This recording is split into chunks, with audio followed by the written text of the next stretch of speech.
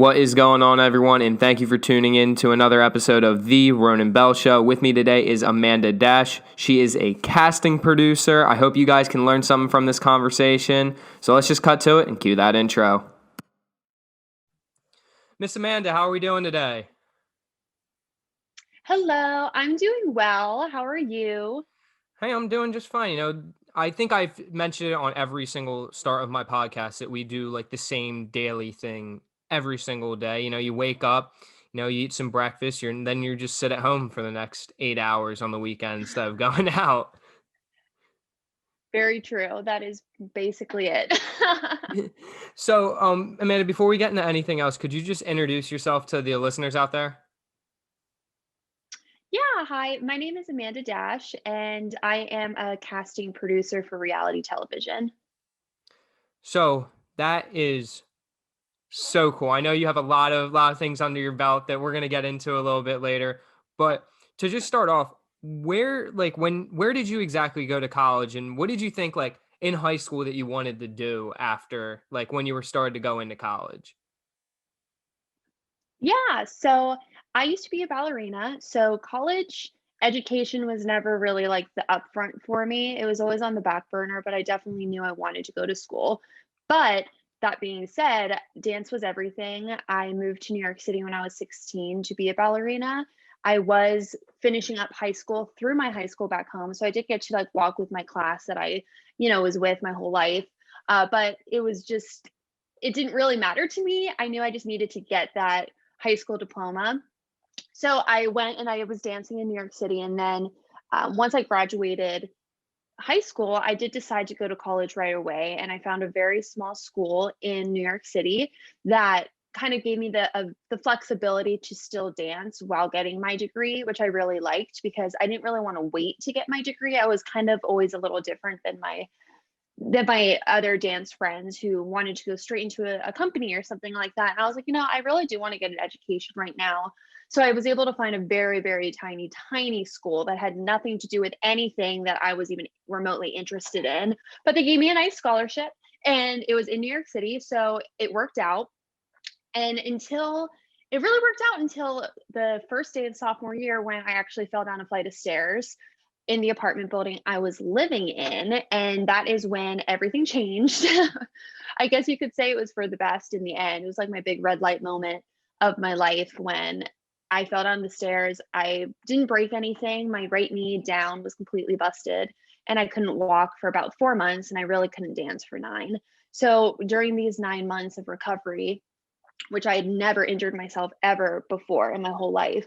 But during those 9 months, I really kind of started rethinking life, thinking, okay, well, if I could never dance again, what am I supposed to do?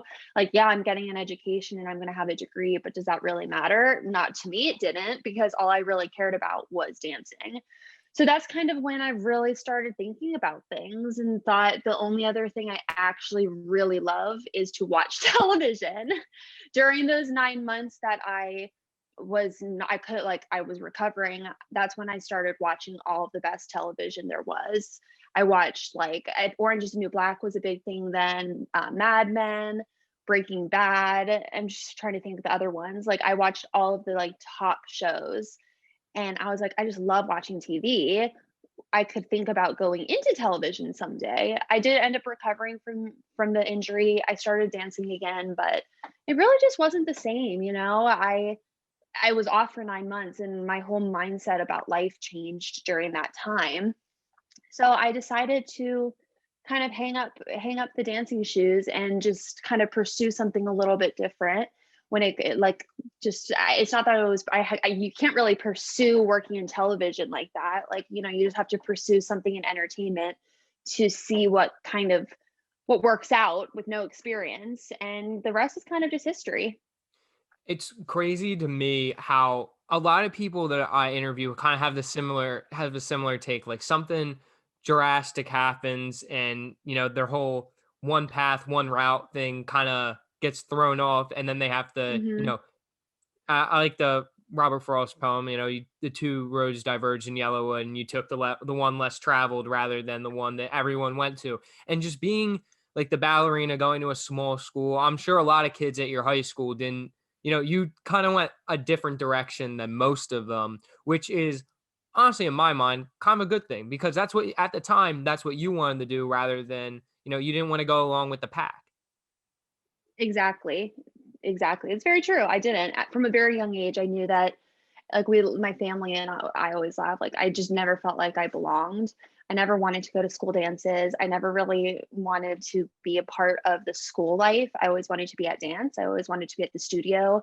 I had friends in school. I was the student council president, which is always hilarious to tell people when they know how uninvolved I was. But I was a popular kid, I was student council president basically all of like the high school that I like junior high that I was at school. So it's not that I didn't have friends. It's not like that. It's just like I would rather have not been at school. But if I was going to have to be there, I wanted to get those couple things that I knew would be really good for like college application someday, which was like being running the student council, being a part of different kind of like clubs like that didn't take up that much of my actual time, but having it on like the docket was really good. Yeah, you had like a little bit different priorities than most people. And like I don't know if I don't want to like assume anything, but like the introvert and extrovert part, you kind of were like that split in between rather than, choosing one side. Cause most introverts, they stay inside and like they want to do what they want to do. And extroverts, they're very outgoing, want to do as many things under the sun, meet as many people. And you kind of like even with your job now that you kind of found like that middle ground where I'm still working for myself, but I also get to talk to all these different people and, meet a whole bunch of different people from all these different walks of life. Totally. I always say that I'm an extroverted introvert. I'm definitely an introvert. I like being alone. That's how I recharge is being like by myself or with like very few people. But I'm extroverted. I know how to talk to a huge group of people. I can go up and talk to anyone. I don't care. I don't get nervous. I don't get scared. I literally can talk to whoever, but I just would prefer to be alone. In a Yeah. sense. Yeah, no, like that, and that's like the good thing about having that like balance because I'm sure that balancing high school, all the clubs that you were in, and then dance at like the younger age. I shouldn't say like younger age, but you're in that like adolescent, not adolescent. What is the word I'm looking for? Like older teenage years, younger Mhm. 20s, that you were able to figure out the balance between three different things, which nowadays for kids, it's very hard to do, but you somehow figured out how to balance all three, have a social life, do the things that you wanted to do, and also help out in the school as well, which is something that I'm sure helped you out when you got a real job someday. Yeah, probably. Maybe. It's just like finding that overall balance between everything that you're doing instead of like having your brain like 50 different places at once, which I feel like a lot of people, I mean, I have the same problem. Like I'm trying to do one thing, I'm thinking about something else that's happening, later that day. But that's kind of like the good thing about being involved in a bunch of different things because I'm sure like when you were in student council that you know what's that pretty much like politics, like student government, Yeah. poli sci. I'm sure that once you did it and realized like, hey, maybe this is something that I don't want to do rather than in college and pursue my career for it. And that's what like going and getting involved in a bunch of different things helps with. You find the things that you like and you also find the things that you don't like and never want to do again. Exactly. I agree with that. Yeah. So, I mean, when after like college and everything, and after the injury, and you decided to take this role into television, where did you exactly start with all that? Yeah, so it was my sophomore year, so I was only a year into college, and I feel like sophomore year was the year that I really that was the whole injury year that I recovered, and then junior year is when I decided to start pursuing entertainment. So I really applied for every single internship I could possibly find in New York City. I probably emailed and applied to like over 500 things. And I only really heard back from like a few. And I think only one of them actually worked out. It's a talent agency. It's a pretty big commercial talent agency called CESD. And they had an internship program and they offered it to me. And I was like, absolutely, let's do this. Because I've always thought being an agent would be kind of fun. but little did I know a lot about the agent life. But I decided to take the internship, and at the same time, actually, one of my professors connected me with a Broadway producer, and she just was like, "Here's her email. I don't really talk to her anymore. Maybe you could try to connect."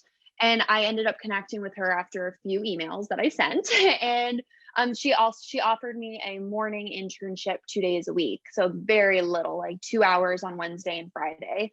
So I decided to take that as well because I thought it was really important just to kind of dip my feet dip my feet in the pool of what that could mean. So that was my second semester junior year is when I really started doing all of this. So I did two internships that semester, the one with the talent agency, one with the Broadway producer. And then everything kind of just took off from there, honestly. I really connected with the Broadway producer. She was like a second mom to me in the end. I ended up working for her for like 2.5 years. She had a Broadway show go to Broadway. She was the sole producer and it was picked up and she got a theater. So she took me on as her assistant. And at the same time, I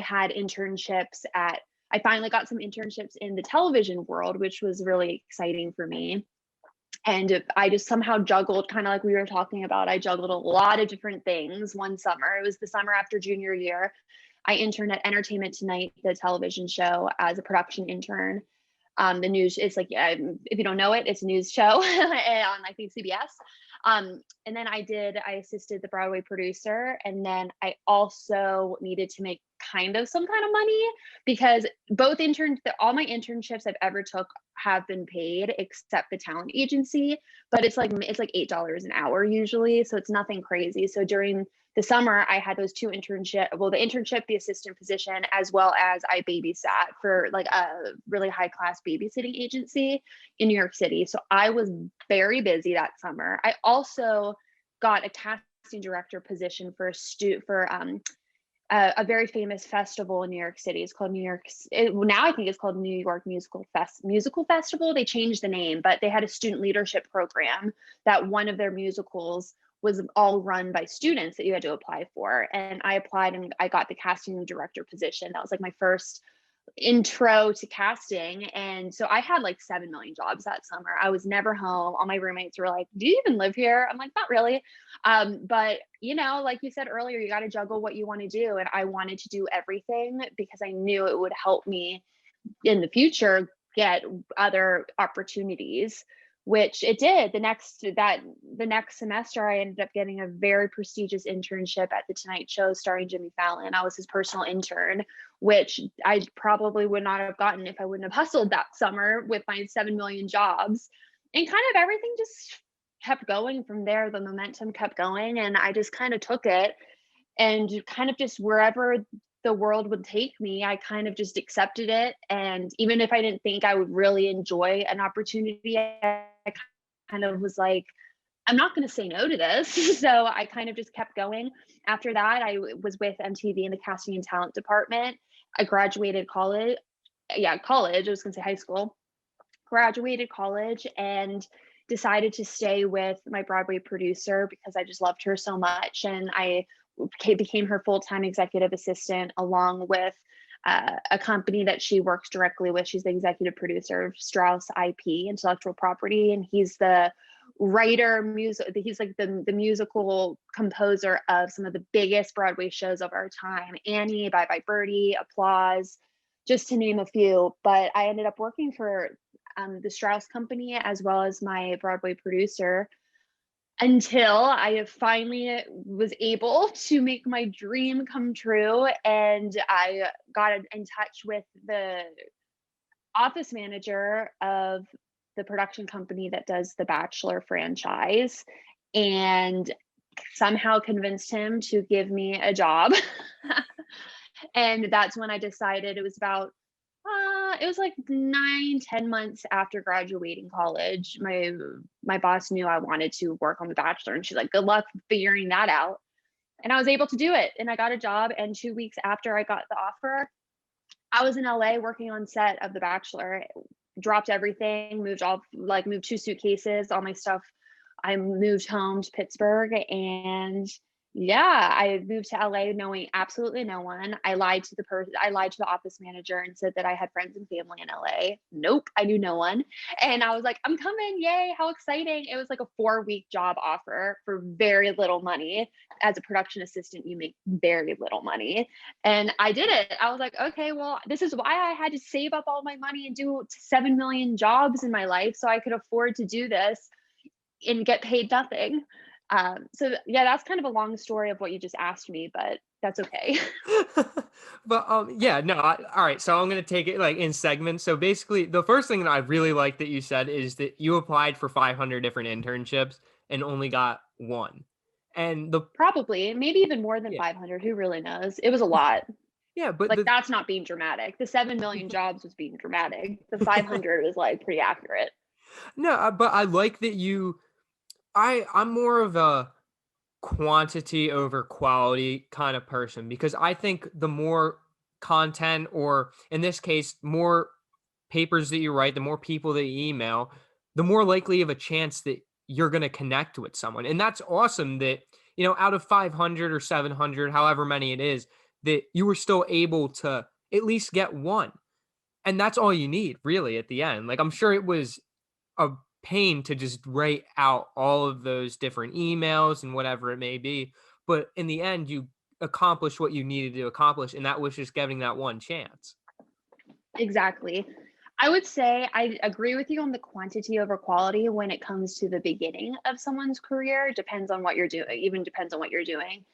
I always do say though, once you have experience, you should go for quality over quantity because you don't need to necessarily take that first job that you're offered after you have certain experience. Someone once gave me advice that that really stuck with me. That was don't it was during an internship. They said it was like a superior who was working at the company. She said, "Do not take the first job you get out of college unless you love it, unless it's what you want.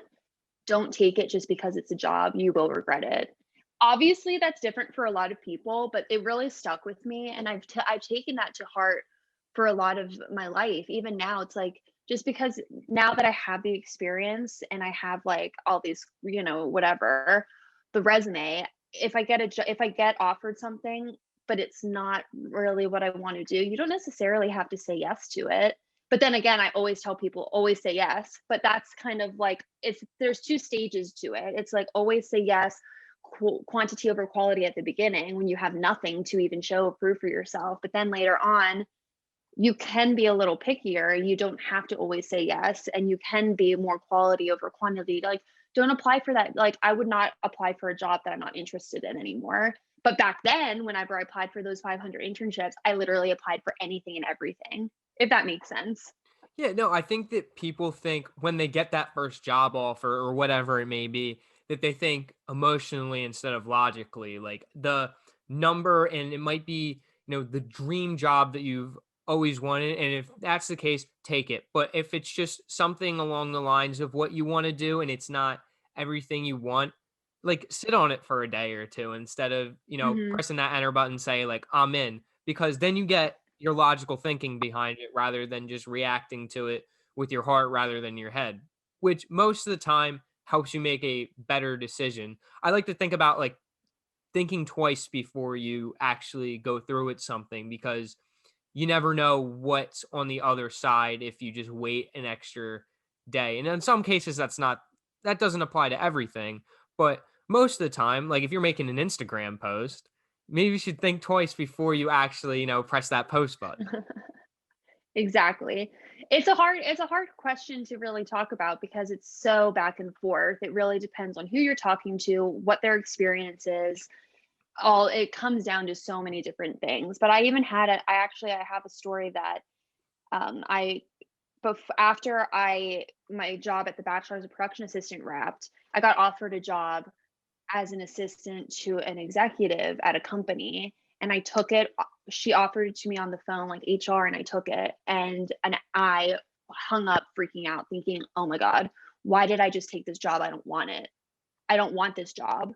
And then I ended up emailing her saying, "Hey, I'm so sorry. I was so taken back. Can I please have an extra day or two to think about it?"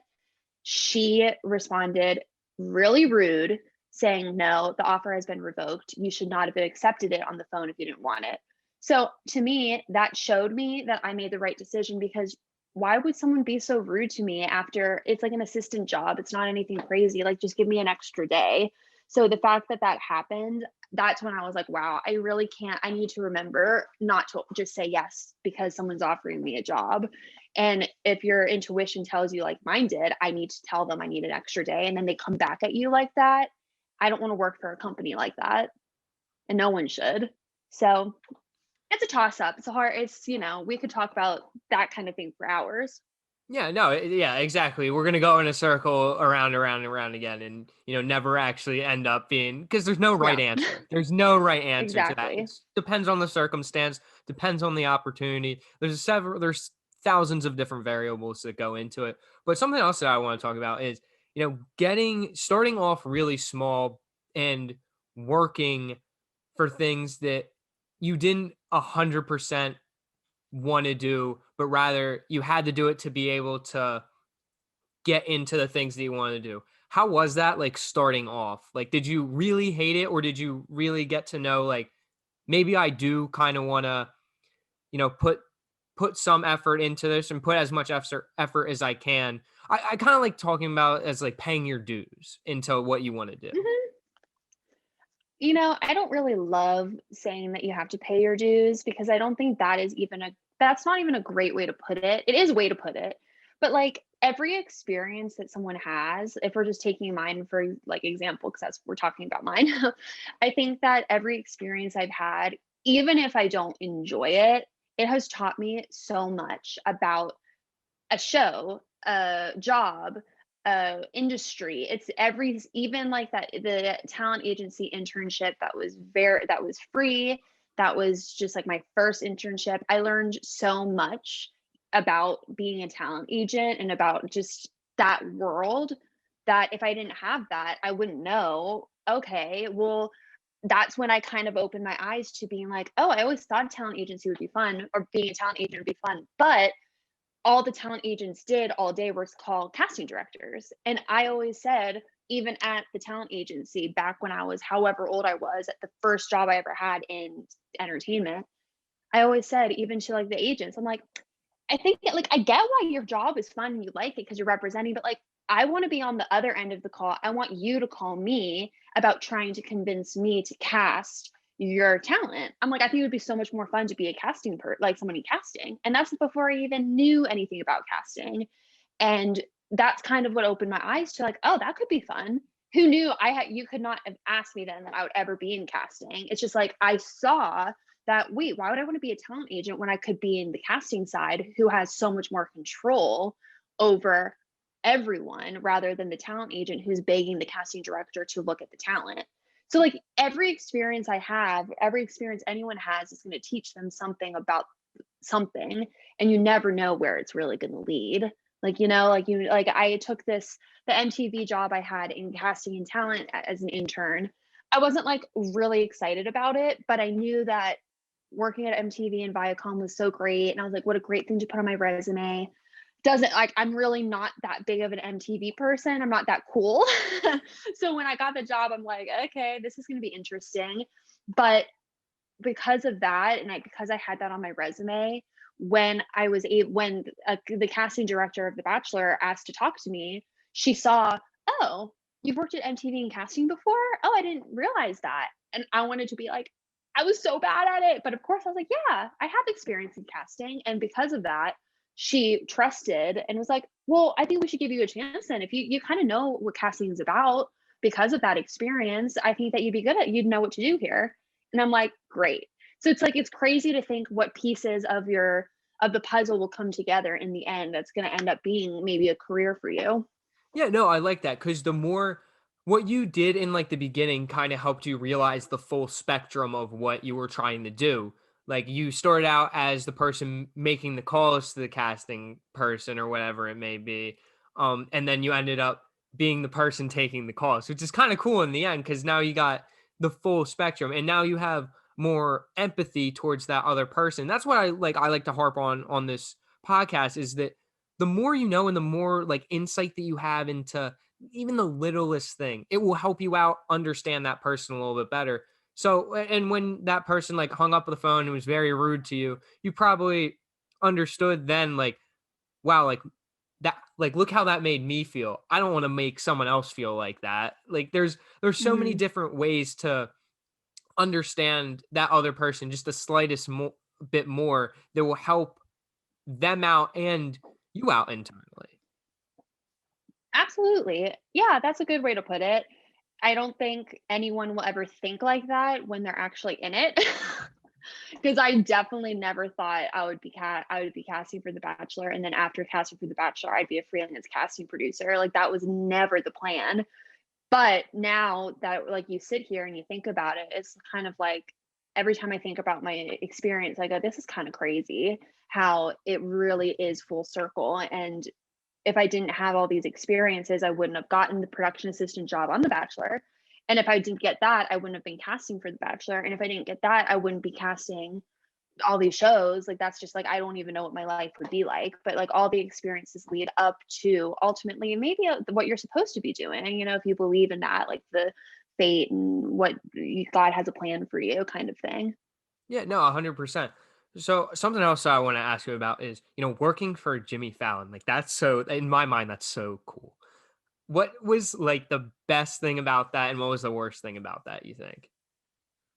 The best thing was just working for him. You know, there's a lot of interns on the Tonight Show. I think there's 20 or 25, and everyone had like a position. There was like maybe five in like two or three in the writers room that were the writers interns. There were two or three for the music team. There were two or three for like there was all like the different, and then there was two or three for everyone except Jimmy, and then except production. Like the production interns, there was like 10 of them that just strictly did production stuff. So the fact that I was with Jimmy was really, I think, the best part because being an intern, in case no one knows, in case you don't know, it's slave labor.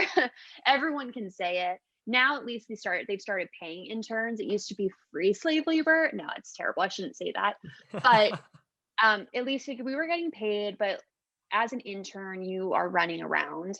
As an intern for the Tonight Show, you're running around the city all day. It's literally all day running to get lunches, to get coffees, to get apples, to get water, to get whatever whoever you're dealing with wants.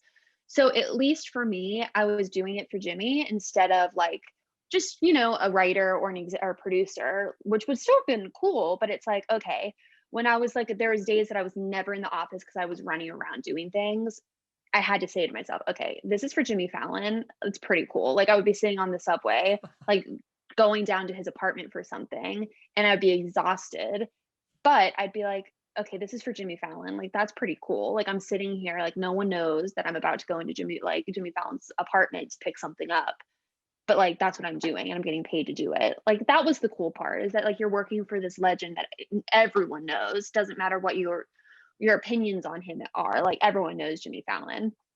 The worst part I would just say was the running around. Like as an intern, like you want to be cute. You're going into a nice like office, 30 Rock. I like after like probably the first 2 days, I was like, okay, I'm not gonna be able to be like wearing cute little outfits. I would put on my sneakers in the morning. I would put on like leggings and a jacket that would at least kind of cover the butt area. And I'd go in, I'd be like, all right, I'm not going to be here today. Give me the list of what I need to do. I'm ready to run around the city. It was exhausting. It was really exhausting, but it was worth it in the end. Yeah, I was gonna say that's like people dream of that opportunity, and that's what I think helps the bad days get a little bit better when you realize and put it into perspective. Like I could be doing something completely different that would be even worse, but I'm doing this, and this is awesome. I just have one hmm question for you. How cool is Jimmy Fallon? Um, you know, it's such a hard question to answer. It's not like I'm under contract or anything. I just don't like to burst people's bubbles. He was different than I was expecting. I think that's the best way to put it in a respectful way. He was different than what I was expecting, and I think that that experience working with such a big talent opened my eyes to how talent. People think these huge names are, oh my gosh, but like they're just people. In the end, they really are people, and they are tired, and they're working just as hard as anyone, sometimes even more. And like you see someone like a huge talent like that off the screen or off stage, and it's just like you don't even really recognize them, which I think is crazy. But that is so true, and I don't think, like, normal people really realize that, and that's why, like, even living in New York and LA, I never have seen any celebrities on the street, which I think is crazy, but I think it's just you don't recognize them because you have this image in their head of who they are, and then when that persona is off, you don't really recognize them as Jimmy Fallon or as, whatever celebrity they are because they're just a normal person who are like living their life in the way that is somehow as a famous person, but that famous persona is not always turned on, which I think is an interesting thing to learn, especially if you want to work in television. Everyone sees the end product but doesn't understand everything else that goes into it. And like now I'm sure Mhm. you get to like you're the person that puts a lot of work into it, but and then gets to see the end product, but you're not on the screen or anything. But that's like awesome to me because I'm like that person. Like I want to move in silence. Like I don't want to know. I don't want anyone to know how hard I actually work. I just want people to see my end product and be like, "Wow, that's good. Let's do it again and again and again, Mhm. over and over and over again." Exactly. And that's the part with like what your job is really cool because I'm sure that you haven't gotten any like bright lights flashing in your eyes or anything, but you kind of get the both spectrums of it. You're a normal person, but you also get to talk with these people who are in most people's minds larger than life. Yeah, I always have said from a young age is I never want my face to be recognized, but if anything, I'd like my name to be recognized.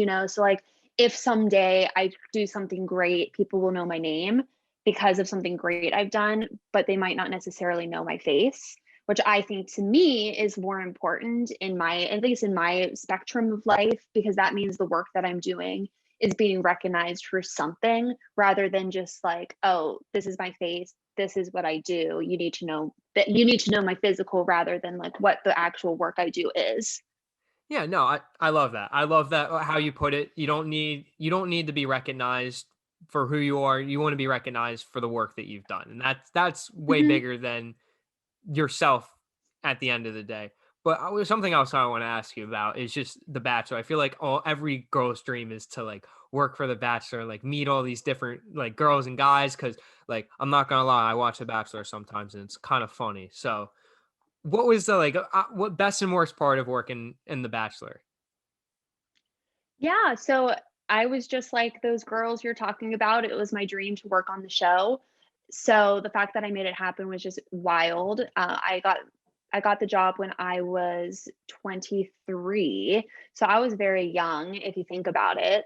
So I did the production assistant work and then I got scooped up by the casting team. And I would say for a good year and a half, it was very fun. All day, every day, I'm just talking to people who want to be on the show, and that's like a dream show for everyone. Like, what young girl or guy like wouldn't want that call? That's like, hey, we got a nomination for you to be on The Bachelor, even if they're not interested. Like, I think that was such an honor for people to get the call. So whenever people would answer and be like, F off and hang up on me. I'd be like, "Are you kidding me? Like, I'm calling from The Bachelor. It's not like I'm like trying to sell you something." But it was super fun. The first season I cast was a Bachelor season, which means I cast women. And so that was really fun getting to know just the process. It was not as hands on my first season because it was kind of like I needed to learn what it meant to cast for the show. And then my second season was a Bachelorette season, which means I got to cast for guys, and I was much more hands on for that because I had a season under my belt, and it was super fun as a young 20s casting hot men for a TV show. That was very fun for me. I'm not going to lie. It was really, really fun. I was very involved in that season casting. Like a lot of the guys that ended up on the show were guys that I had found or talked to, which was so fun for me because it was just like dreams coming true. But what was really weird for me, and this kind of goes to the part that's like maybe what I didn't love about it as much, which I'm very vocal about with like my team and everything. It was so weird for me to watch the guys more so than the girls because I got really close with a lot of the guys. It was so weird for me to watch them on the show because I didn't recognize them. Like it was like night and day. Like the person that I knew that I talked to that I would text and be like friends with was like just like a normal guy that's just like an everyday guy that I don't know, you can meet on a dating app. But then when they go on the show and I would watch them, it was like a different persona. They seemed different. They acted different. Obviously, everyone knows reality TV show is edited, but like it was just weird. And I think it was probably 3 or 4 episodes in, I stopped watching and I haven't watched since because I just couldn't get over how different, at least I felt that these people were, which of course, like they know what they're getting into. It's stardom, it's the fame, the light, the Instagram following, whatever you want to call it. They knew that they were entering that. And before they were just normal people. And then we hand them over to the production team and it's just crazy what a change I saw, which is not a bad thing. It's really not. Like, there's no show or any kind of entertainment field out there that once someone gets in the limelight, they're not going to change. I think that's very rare.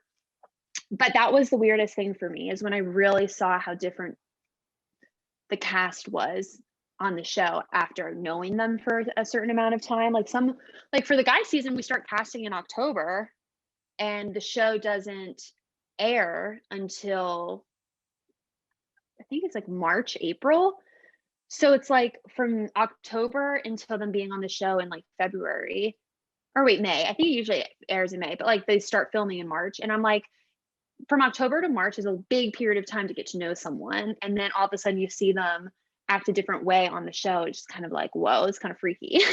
So that's kind of like when I really I stopped watching the show and I really started kind of second guessing what I was doing because I was such a big part in getting these people on a TV show that I saw such change. So I stopped watching and I started like I would tell everyone, like all of my coworkers, I'd be like, I feel so weird watching these people. Like that's not how they are. And they're like, Amanda, it's television. Like, come on, you knew this. Like they knew what they were getting into. And I'm like, of course, but it just was weird to me.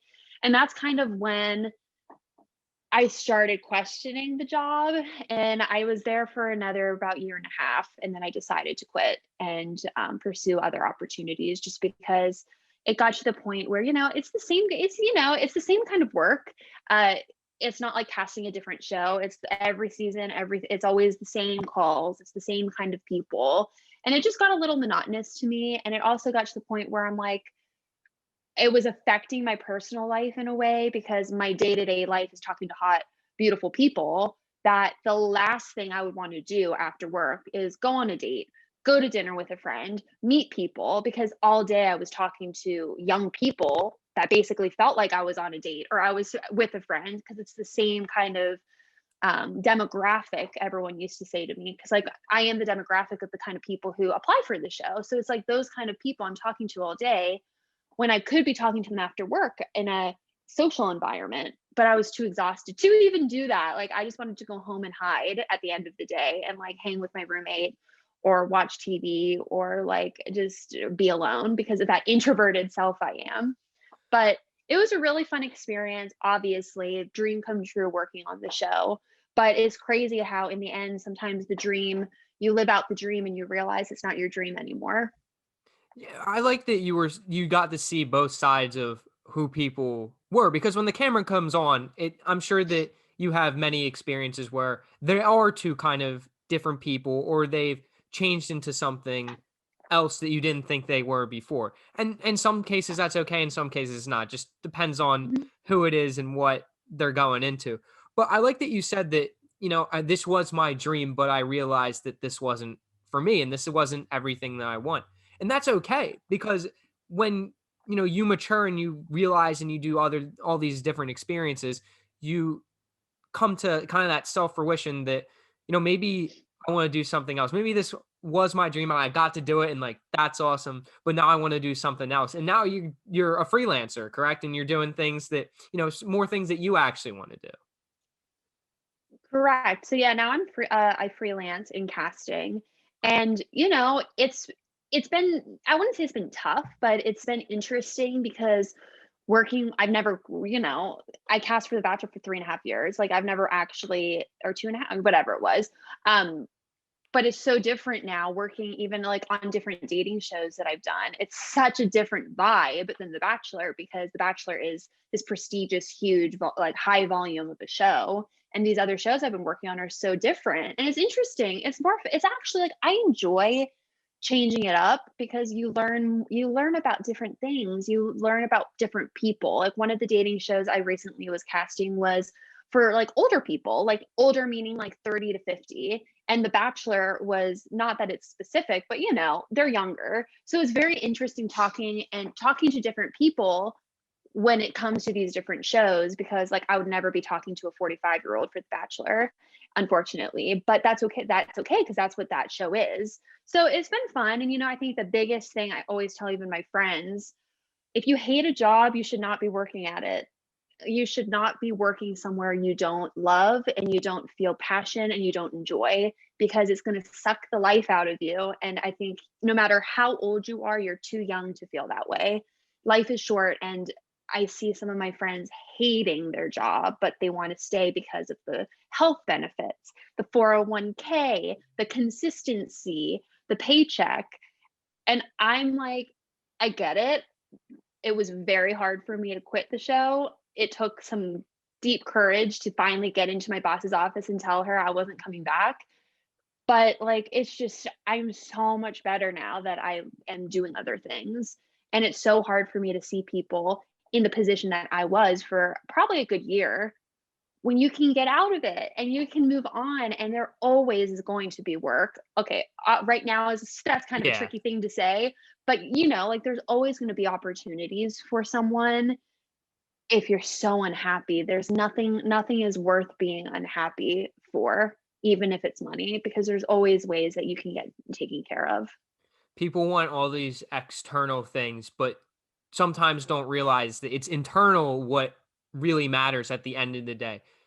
I don't Hmm. love saying it, but money will always be there in some way, shape, or form. You can get a job, you can do some kind of thing to end up making a living. Hopefully, don't want to put that in every scenario, but Yeah. anyway, No, I know. yeah, It's hard. you get what I mean. Especially right Yeah, now. We all it's a know. hard topic to talk about, but if you're like you have to be happy for what you're doing because if you're not, you're gonna go every day, you're gonna hate it, you're gonna hate life. It like you were saying, it was sucking the life out of you, and you realize Hmm. that this was cool for this time, but now that I've realized that this isn't everything that I want to do, I'm not passionate about it anymore.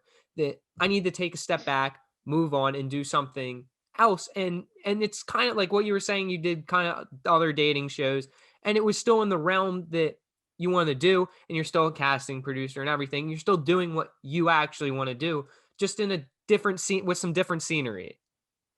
Yeah, and honestly, I'm gonna say it, I'm making a lot more money now than I was on The Bachelor, and The Bachelor is a huge franchise, and I wasn't making as much money as I am now. So I think that's also a huge thing that people are afraid that they're not gonna be making the money they think they're gonna be making. When I've this last year, even with COVID, I've made more money than I made working on The Bachelor, and I think that shows that the decision I made was right because I'm better off now financially, mentally, spiritually, even like physically. I was very ill when I worked the last year I worked The Bachelor. I had a 4-month sickness that I had to go to a doctor almost every week for because it was like a bad case of bronchitis, sinus infection, like everything. I was like falling apart.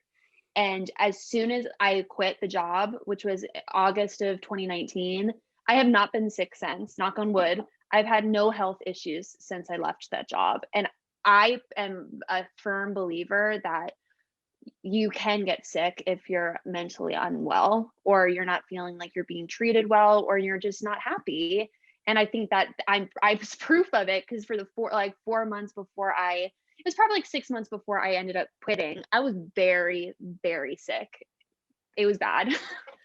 Yeah, no, and it's like one thing to talk about taking the leap of faith, and it's the other of actually going and taking the jump off the cliff. And that's awesome that you had the Mhm. courage to, walk in your boss's office and say, like, hey, this is not something I want to do. Like, it's not anything personal. It's just this is making me feel internally sick. It's making me feel externally sick.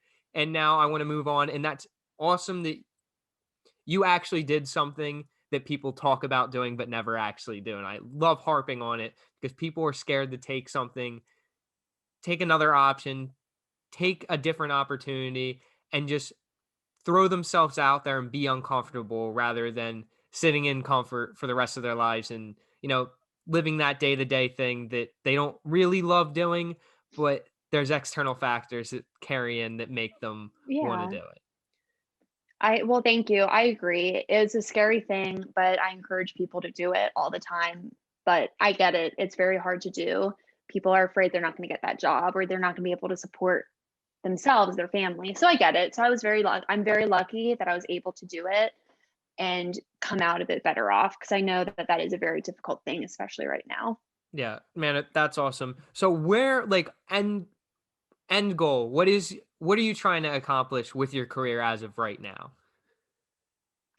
What a good question. I don't know. I know that I should have a better answer, but I keep saying until I don't want to do this anymore, I'm going to continue to do it. I know that's not really a great answer, but I've gotten to the point where I don't really have any big career dreams anymore, which is kind of like sad for me because I usually have something I'm reaching for, but I made that happen already with The Bachelor. And now it's not that I'm like coming down from this high, but it's like, okay, I'm good at this. I'm making a good living at this. Until I don't feel that way anymore, I'm going to continue to do this. And, I think that the biggest thing is like, I really do want to start working on shows that I'm excited about or I'm passionate about or I'm a fan of. I think that's always fun. But that takes time, takes, knowing some people. But I think that's the biggest thing is like, I want to continue to keep working on shows that are fun to work on. And, that's hard. Sometimes you can't always expect that. And you also can't expect a show that you don't think is going to be fun to work on to not be fun. Because I've had that experience where, like, I worked on a show recently that I thought I wasn't going to really enjoy. And in the end, I actually really enjoyed it. I found someone that has been greenlit to have a new show about them. And it's like, how exciting that I was able to find a talent that is going to have their own show on a huge cable network. And because of me, they are going to have this whole different life. So like that's an exciting aspect of the job that I think I have to remember even when it comes to shows that I'm like, I don't know if I'm really interested in doing that, but like it's okay. That kind of. So it's not like I have any like huge career goals, like dreams right now, but it's just kind of like keep going where I'm going, and who knows what I'll be casting in the future. Yeah, no, I like it. Taking it day by day instead of, I'm one of those people that have an end goal, but not everyone else is like that. And that's okay because if you just take it day by day, make those small strives, like you're still doing what you want to do, that's awesome. And I'm sure that, maybe one day that there'll be something that pops in your head and you're like, maybe I want to go do this now. And then you work towards it, which is like awesome, Mhm. but you're still working towards what you want to achieve. And that's keep doing what you're doing and loving what you do and being passionate for what you do. Man, that's awesome. I love this conversation. I was really expecting this to be a really great conversation. I hope the listeners out there it learned something from you because this is something out of my realm. I have never, talked to someone in television before or anything like that.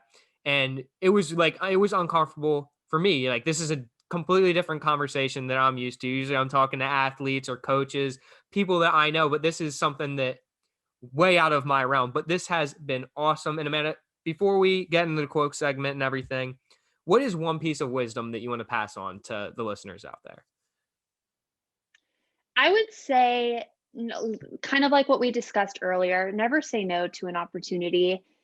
Even if it is that first job after college, if you're remotely interested and you think it could be something that would help you, you should say yes. I always tell people never say no because you never know. Just like this, like I could have said, sorry, I don't want to do this podcast, but like I have nothing going on. Why would I say no? Like it's helping you out, it's helping people out. And also, like, I don't know, you just don't know who you're going to touch and who you're going to help. Always say yes to any opportunity that someone gives you. Always say yes to taking a phone call, helping out for a day, in whatever sense that may be. Like if someone offers you something, you should just say yes. And then in the end, this is what I tell my people that I cast too. I say to them, okay, if you're not really sure you're interested in this show yet, but you're kind of like, this is interesting. I said, never say no because in the end, if you do get cast for it, you can say no then. But like, say yes right now because you don't know what is going to come from it.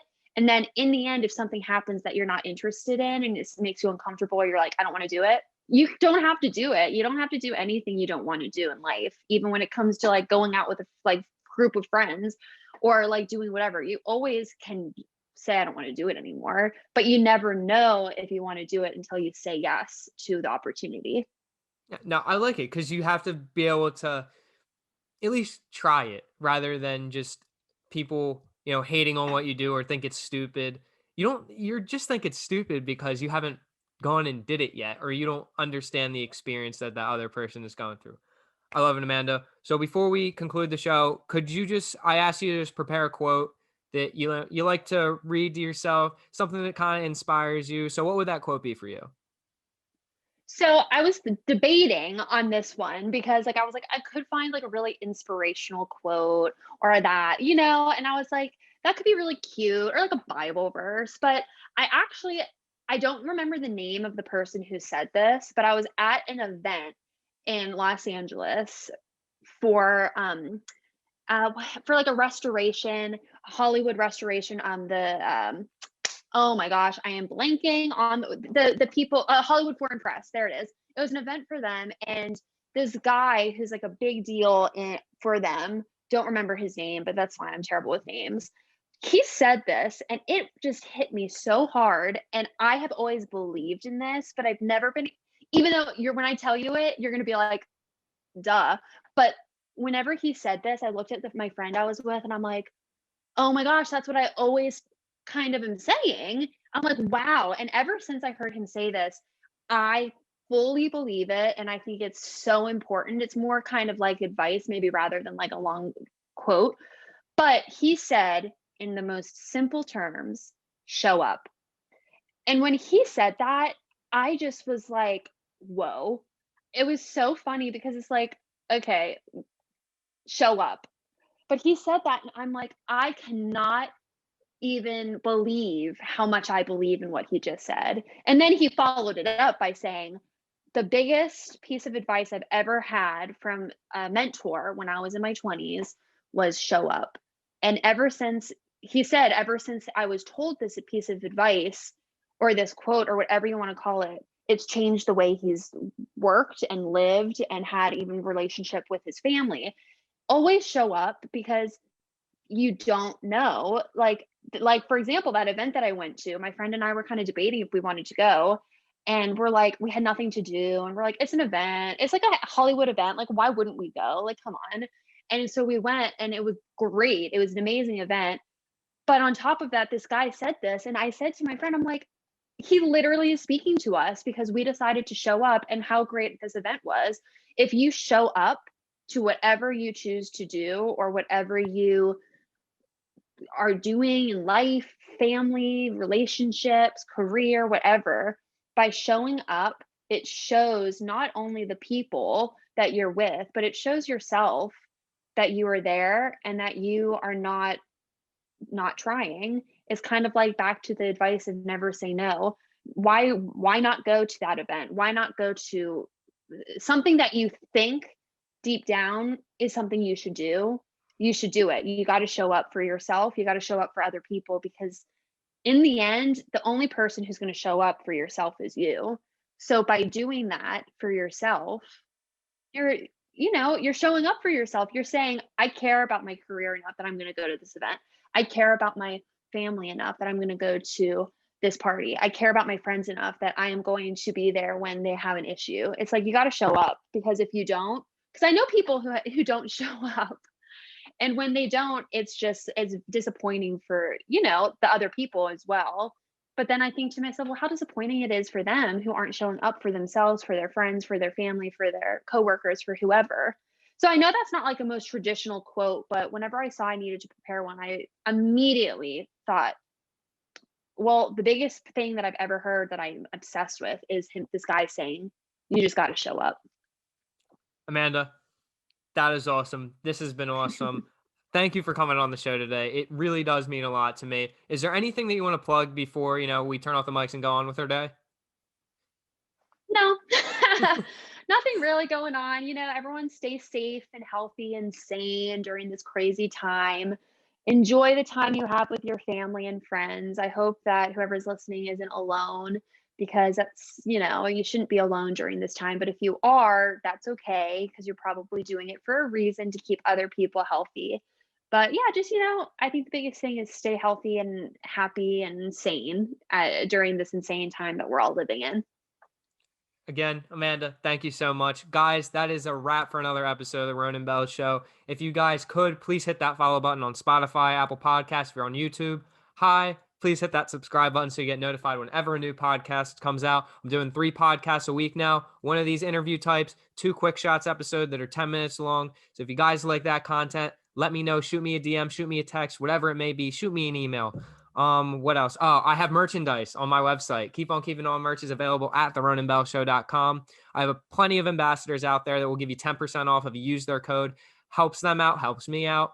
Guys, all the money that I make from this podcast goes straight back into it. I don't take any profit. I'm trying to do a bunch of giveaways. I gave away $100 in the month of January. I want to do something like that again, but I need your help to give back to y'all. That is pretty much it. I need to go take a nap. It has been a long day. It's only 12:30, but it is what it is. Guys, hope you're getting through whatever you're getting through. Have a great rest of your day. And as always, y'all just keep on keeping on.